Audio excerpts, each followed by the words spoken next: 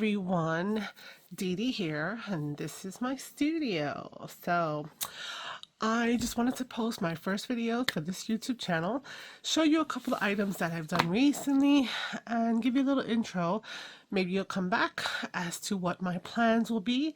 So I am a teacher, high school math, and I've tried YouTube a few times, and I've done traditional scrapbooking and card making and things of that sort. I have some old channels for that. I also have a couple of other hobbies that I enjoy. I'll list them in the description if you want to read them, and if you're interested in anything like in those kinds of things, then by all means pass on by there. So I'm just showing you my latest two items that have really gotten me into this junk journaling idea. So I wanted to start April 1st with my new channel. Hello, welcome to DDS Studios 72. And basically start the path of junk journaling and mashing them up, hopefully with other things like the card making and the scrapbooking that I do. But as a junk journaler baby, there are some starting points that I have. So I do have a list of 100 potential days. I know that's a thing, right? 100 days of videos. I'm not sure what it's called. It'll be hashtag somewhere here appropriately. And so what I traditionally have done has been folios, and this is one of the ones that I made recently. And I actually been dabbling in digital curating of digital designs. So this is actually some digitals that I did curate. I do have a Ko-fi that I'm starting. There's nothing there quite yet, but I will probably put these there, probably for free as a little hi, take a look at my stuff. But basically I made this folio. It does have a journal spot inside, so let's talk about what it is that I did here. I'll make sure that I'm in the frame. Yes, so the junk journaling has always intrigued me, and making portfolios very streamlined and clean has always been my go-to. So this is my first attempt at starting to mash it up, and needing to make that step to pushing myself further is where this channel has originated from. So we've got the clean lines of the straightness of the portfolio, but we've got the layering and the different elements that kind of go hand in hand with having a junk journal. So let me open this up. It opens up to having two spots for photos. So being a card maker and a scrapbooker originally, with scrapbooking, you know, photos are very important. And I also do tend to journal and write on my scrapbook pages.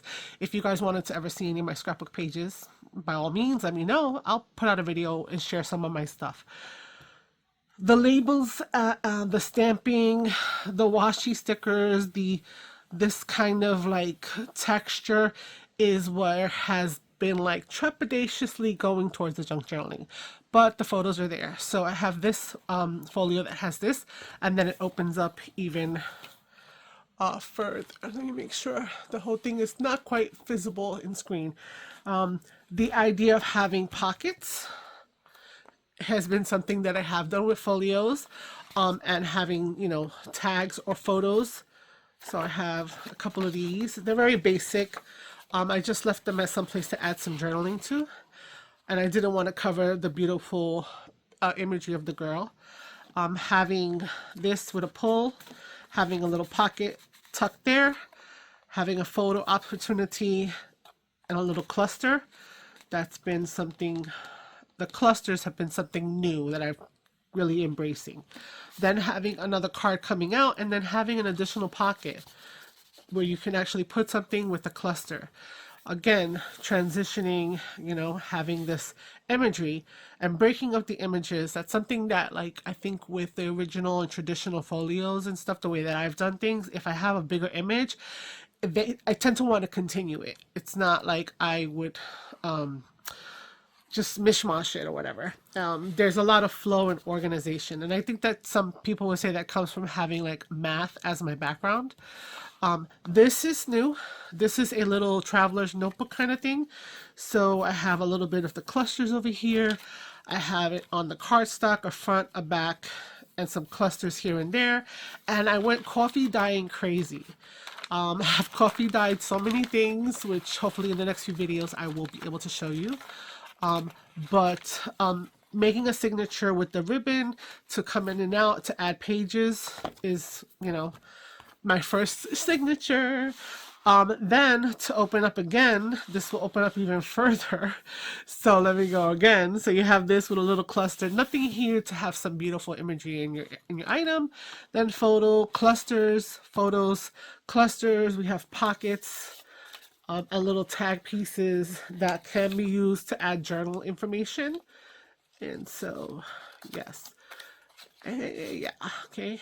And making a bookmark with some of the added clusters down here. That's another thing that I have been venturing into, and a nice little addition, I think, to a journal.